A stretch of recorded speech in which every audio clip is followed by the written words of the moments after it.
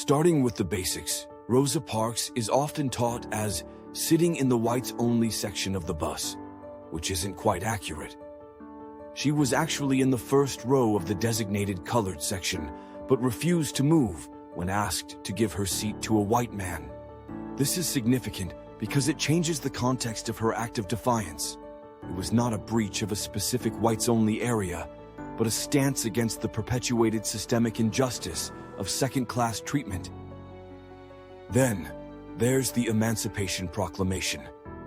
Many believe it universally freed all slaves, but it applied only to Confederate states, leaving slavery untouched in the loyal border states and parts of the Confederacy occupied by Union troops.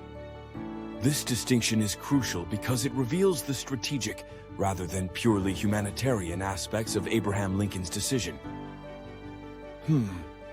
Considering the nuances in how Chinese footbinding is perceived is also crucial.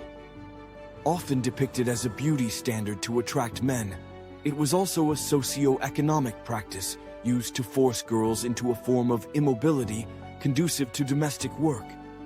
This adds a whole layer of economic exploitation and coercion that's often glossed over in simpler narratives. The narrative around Thanksgiving is a particularly stark example. It's usually taught as a harmonious meal between pilgrims and Native Americans, but it's rooted in a brutal massacre orchestrated by colonists. This fact, if widely taught, dramatically shifts the moral lessons often associated with the holiday. And the Titanic's sinking. It's common knowledge that it hit an iceberg, but the pre-existing fire weakened its hull, contributing significantly to its sinking. This doesn't replace the iceberg, but adds to the tragic chain of negligence and circumstances. The myth of George Washington and the cherry tree is a classic example of historical myth-making used to instill moral lessons. The real lesson perhaps lies in understanding why such myths endure. Alexander Graham Bell is almost universally known as the inventor of the telephone, yet the truth is more about who patented first. Antonio Meucci's role as a significant contributor to the invention is a fascinating tale of how history can overlook the contributions of less empowered or recognized figures. Anne Boleyn's story with the alleged extra finger demonstrates how misinformation can serve to demonize and dehumanize figures posthumously, often fueled by political motivations.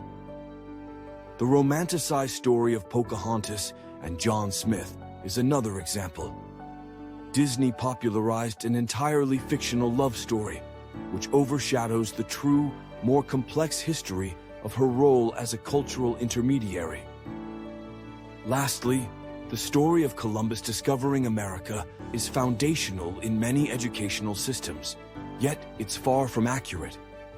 The narrative omits the existing civilizations and mistakenly attributes the discovery of lands he didn't set foot on. This reflects a broader issue of Eurocentrism in historical narratives. Reflecting on these cases certainly paints a picture of how history is not just about facts, but also the narratives chosen to be upheld. Each of these corrections aligns more closely with historical evidence, yet they challenge deeply ingrained stories. It makes you wonder how education is influenced by the need for simpler, moralistic tales over complex truths.